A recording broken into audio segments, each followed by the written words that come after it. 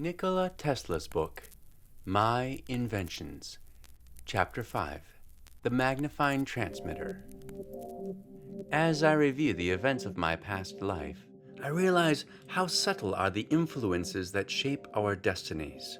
An incident from my youth may serve to illustrate my point. One winter's day, I managed to climb a steep mountain in company with other boys. The snow was quite deep, and a warm southerly wind made it just suitable for our purpose. We amused ourselves by throwing balls which would roll down a certain distance, gathering more or less snow, and we tried to outdo one another in this exciting sport. Suddenly, a ball was seen to go beyond the limit, swelling to enormous proportions until it became as big as a house, and plunged thundering into the valley below with a force that made the ground tremble. I looked on, spellbound, incapable of understanding what had happened. For weeks afterwards, the picture of the avalanche was before my eyes, and I wondered how anything so small could grow to such an immense size. Ever since that time, the magnification of feeble actions fascinated me, and, when years later, I took upon the experimental study of mechanical and electrical resonance, I was keenly interested from the very start. Possibly, had it not been for that early powerful impression, I might not have followed up with the little spark I obtained with my coil, and never would have developed my best invention, the true history of which I will tell here for the first time. Lion hunters have often asked me which of my discoveries I prize most. This depends on the point of view. Technical men, very able in their special departments, but dominated by a pedantic spirit and nearsighted, have asserted that, excepting my induction motor, I have given to the world little of practical use. This is a grievous mistake. A new idea must not be judged by its immediate results. My alternating system of power transmission came at a psychological moment, as a long-sought answer to pressing industrial questions and opposing interests reconciled. As usual, the commercial introduction could not long be delayed. Now, compare the situation with that confronting my turbine, for example. One might think that so simple and beautiful an invention, possessing many features of an ideal motor, should be adopted at once, and undoubtedly it would, under similar conditions. But the perspective effect of the rotating field was not to render worthless existing machinery. On the contrary, it was to give it additional value. The system lent itself to new enterprises as well as to improvement of the old. My turbine is an advance of a character entirely different. It is a radical departure in the sense that its success would mean the abandonment of the antiquated types of prime movers on which billions of dollars have been spent. Under such circumstances, the progress must be slow, and perhaps the greatest impediment is encountered in the prejudicial opinions created in the minds of experts by organized opposition. Only the other day I had a disheartening experience when I met my friend and former assistant, Charles F. Scott, now professor of electrical engineering at Yale. I had not seen him for a long time and was glad to have an opportunity for a little chat at my office. Our conversation, naturally enough, drifted to my turbine, and I became heated to a high degree. "Scott," I exclaimed, carried away by my vision of a glorious future, "my turbine will scrap all the heat engines in the world." Scott stroked his chin and looked away thoughtfully, as though making a mental calculation. "That will make quite a pile of scrap," he said, and left without another word. These and other inventions of mine, however, were nothing more than steps forward in certain directions. In evolving them, I simply followed the inborn sense to improve the present devices, without any special thought for far more imperative necessities. My magnifying transmitter was the product of labors extending through years, having as their chief objective the solution of problems which are infinitely more important to mankind than mere industrial development. If my memory serves me right, it was in November 1890 that I performed a laboratory experiment which was one of the most extraordinary and spectacular ever recorded in the annals of science. In investigating the behavior of high-frequency currents, I had satisfied myself that an electric field of sufficient intensity could be produced in a room and used to light up neon light bulbs. Accordingly, a transformer was built to test the technology, and the first trial was a marvelous success. It is difficult to appreciate what those strange phenomena meant at that time. We crave for new sensations, but soon become indifferent to them. The wonders of yesterday become today's common occurrences. When my tubes were first publicly exhibited, they were viewed with amazement almost impossible to describe. From all parts of the world I received urgent invitations, numerous honors, and other flattering inducements were offered to me, which I declined. But in 1892, the demands became irresistible, and I went to London, where I delivered a lecture to the Institute of Electrical Engineers. It had been my intention to leave immediately afterwards for Paris in compliance with a similar obligation, but Sir James Dewar insisted on my appearing before the Royal Institution. I succumbed to the forceful arguments of the great Scotsman. He pushed me into a chair and poured out half a glass of a wonderful brown fluid which sparkled in all sorts of iridescent colors and tasted like nectar. "Now," he said, "you are sitting in Faraday's chair, and you are enjoying whiskey he used to drink." In both aspects, it was an enviable experience. The next evening, I gave a demonstration before that institution, at the termination of which Lord Rayleigh addressed the audience. His generous words encouraged me to begin these endeavors. I fled from London and later from Paris to escape the favors being showered upon me, and journeyed to my home, where I passed through a most painful ordeal and illness. Upon regaining my health, I began to formulate plans for the resumption of my work in America. Up to that point, I had never realized that I possessed any particular gift of discovery, but Lord Rayleigh, whom I always considered to be a true man of science, had said so. And if that was the case, I felt I should concentrate on some big idea. One day, as I was roaming in the mountains, I sought shelter from an approaching storm. The sky became overhung with heavy clouds, but somehow the rain was delayed until, all of a sudden, there was a lightning flash, and a few moments later, a deluge. This observation set me thinking. It was manifest that the two phenomena were closely related, as cause and effect.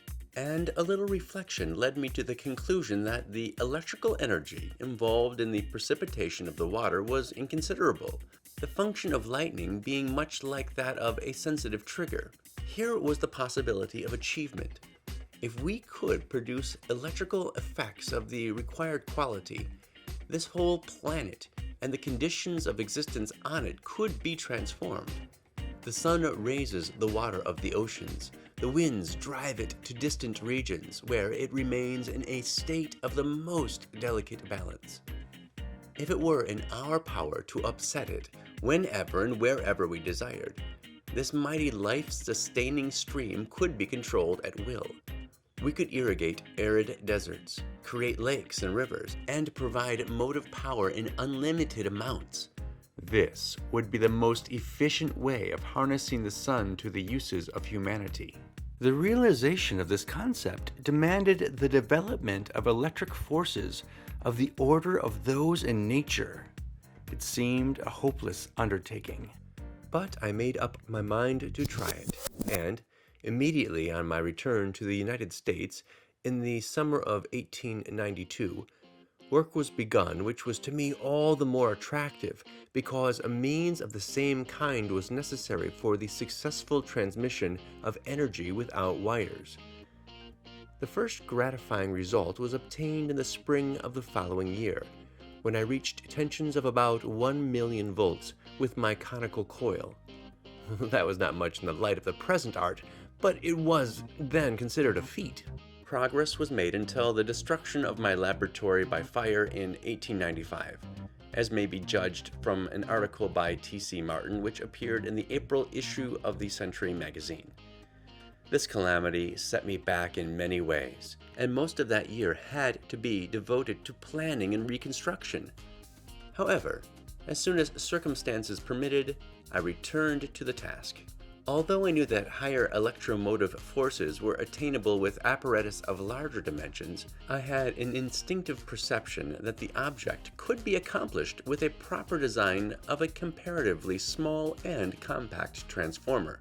In carrying out these tests with a secondary in the form of a flat spiral, as illustrated in my patents, the absence of streamers surprised me. And this was not long before I discovered that this was due to the position of the turns and their mutual action. Profiting from this observation, I resorted to the use of a high-tension conductor with turns of considerable diameter, sufficiently separated to keep down the distributed capacity, while at the same time preventing undue accumulation of the charge at any point. The application of this principle enabled me to produce pressures of 4 million volts, which was about the limit obtainable in my new laboratory at Houston Street, as the discharges extended for a distance of 16 feet. A photograph of this transmitter was published in the Electrical Review of November 1898. In order to advance further this field of research, I had to go into the open, and in the spring of 1899, having completed preparation for the erection of a wireless plant, I went to Colorado, where I remained for more than a year. Here I introduced other improvements and refinements which made it possible to generate currents of any tension that was desired. Those who are interested will find some information in the regard to the experiment I conducted there in my article, The Problem of Increasing Human Energy, in the Century magazine of June 1900, to which I have referred earlier. I have been asked by the Electrical Experimenter magazine to be quite explicit on this subject, so that my young friends among the readers of the magazine will clearly understand the construction and operation of my magnifying transmitter, and the purpose for which it is intended. In the first place, it is a resonant transformer with a secondary in which the parts, charged to a high potential, are of considerable area and arranged in a space along ideal enveloping surfaces of very large radii of curvature and at proper distances from one another, thereby ensuring a small electric surface density everywhere, so that no leak can occur even if the conductor is bare. It is suitable for any frequency from a few to many thousands of cycles per second, and can be used in the production of currents of tremendous volume and moderate pressure, or of smaller amperage and immense electromotive force. The maximum electric tension is merely dependent on the curvature of the surfaces on which the charged elements are situated and the area of the latter. Judging from my past experience, as much as 100 million volts are perfectly practical. On the other hand, currents of many thousands of amperes may be obtained in the antenna. A plant of but very moderate dimensions is required for such performances. Theoretically, a terminal of less than 90 feet in diameter is sufficient for an electromotive force of that magnitude, while for antenna currents from 2,000 to 4,000 amperes at the usual frequencies, it need not be larger than 30 feet in diameter. In a more restrictive meaning, this wireless transmitter is one in which the Hertz wave radiation is an entirely negligible quality as compared with the whole energy, under which conditions the damping factor is extremely small and an enormous charge is stored in the elevated capacity.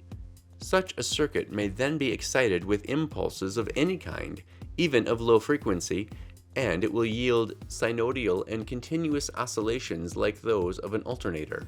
Taken in the narrowest significance of the term, however, it is a resonant transformer which, besides possessing these qualities, it is accurately proportioned to fit the globe and its electrical constants and properties, by virtue of which design it becomes highly efficient and effective in the wireless transmission of energy.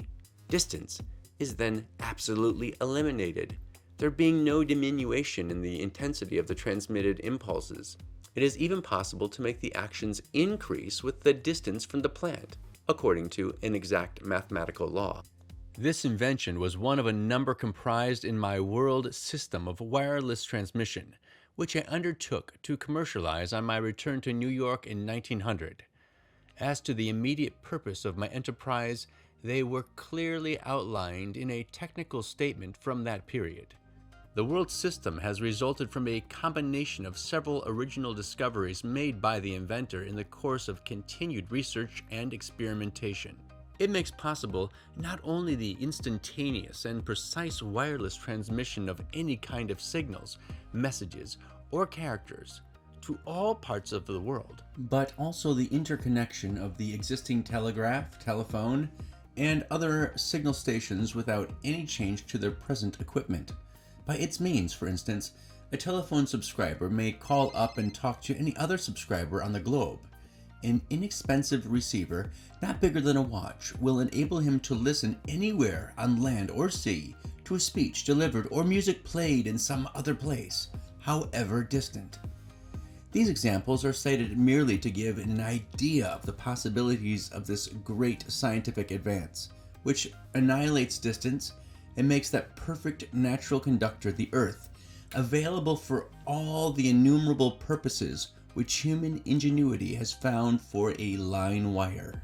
One far-reaching result of this is that any device capable of being operated through one or more wires at a distance obviously restricted can likewise be actuated without artificial conductors and with the same facility and accuracy at distances to which there are no limits other than those imposed by the physical dimensions of the Earth. Thus, not only will entirely new fields for commercial exploitation be opened up by this ideal method of transmission, but the old ones vastly extended. The world system is based on the application of the following important inventions and discoveries. Number 1. The Tesla transformer. This apparatus is in the production of electrical vibrations as revolutionary as gunpowder was in warfare. Currents many times stronger than any ever generated in the usual ways, and sparks over 100 feet long have been produced by the inventor with an instrument of this kind. Number 2. The Magnifying Transmitter. This is Tesla's best invention, a peculiar transformer specially adapted to excite the Earth, which is to the transmission of electrical energy what the telescope is to astronomical observation. By the use of this marvelous device, he has already set up electrical movements of greater intensity than those of lightning, and passed a current sufficient to light more than 200 incandescent lamps around the globe. Number 3. The Tesla wireless system. This system comprises a number of improvements and is the only means known for economically transmitting electrical energy without wires. Careful tests and measurements in connection with an experimental station of great activity erected by the inventor in Colorado have demonstrated that power in any desired amount can be conveyed clear across the globe if necessary, with a loss not exceeding a few %. The art of individualization. This invention of Tesla's is to primitive tuning what refined language is to unarticulated expression. It makes possible the transmission of signals or messages absolutely secret and exclusive, both in the active and passive aspect, that is, non-interfering as well as non-interferable. Each signal is like an individual of unmistakable identity, and there is virtually no limit to the number of stations or instruments which can be simultaneously operated without the slightest mutual disturbance. Number 5. The Terrestrial Stationary Waves.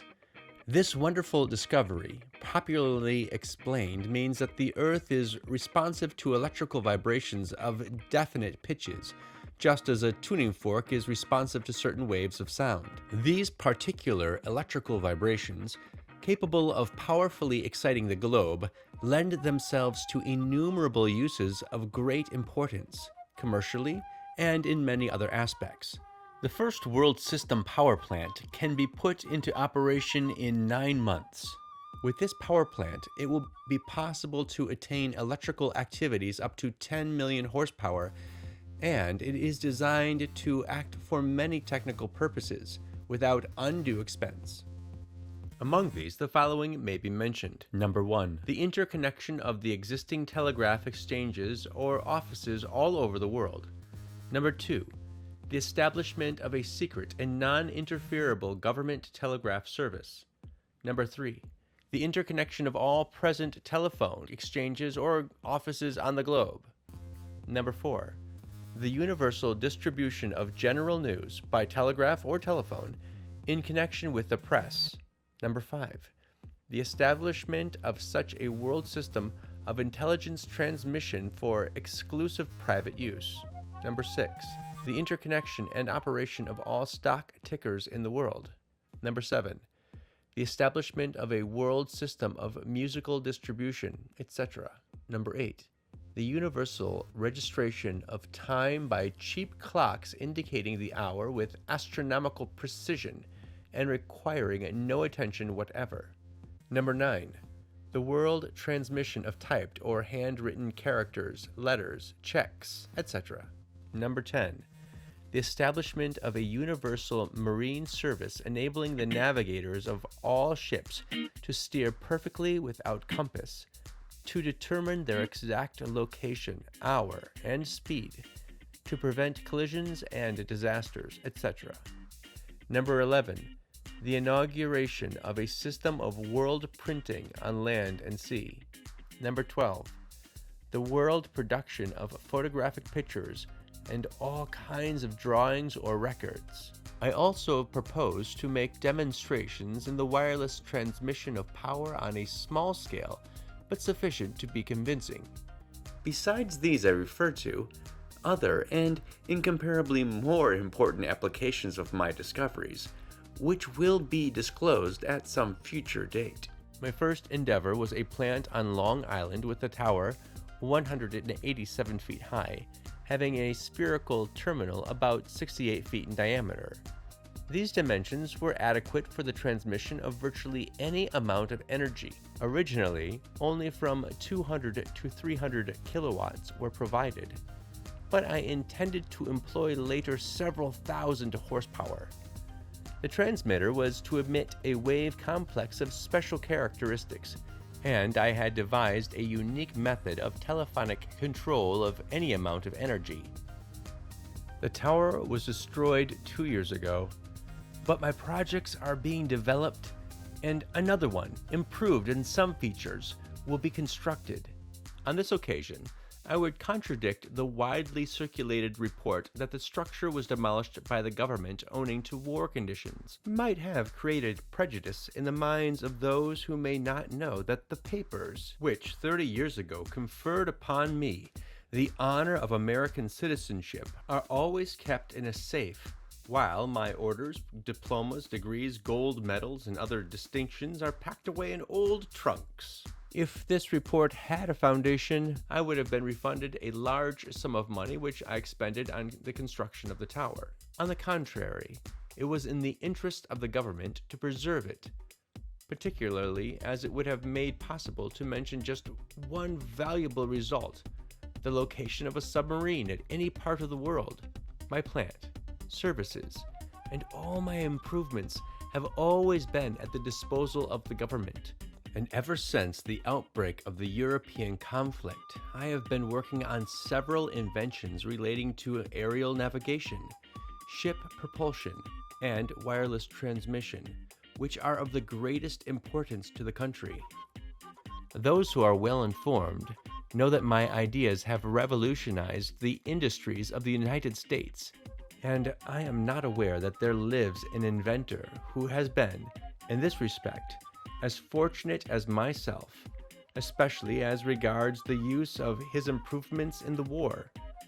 I have refrained from publicly expressing myself on this subject until now, as it seems improper to dwell on personal matters while all the world was in dire trouble. I would add further, in view of various rumors which have reached me, that Mr. J. Piermont Morgan did not involve himself with me in business, but in the same large spirit in which He has assisted many other pioneers. He carried out his generous promise to the letter, and it would have been most unreasonable to expect from him anything more. He had the highest regard for my attainments, and demonstrated his complete faith in my ability to ultimately achieve what I had set out to do. I am unwilling to accord to some small-minded and jealous individuals the satisfaction of having thwarted my efforts. These men are to me nothing more than the microbes of a nasty disease. My project was retarded by the laws of nature. The world was not prepared for it. It was too far ahead of its time. But the same laws will prevail in the end and make it a triumphal success.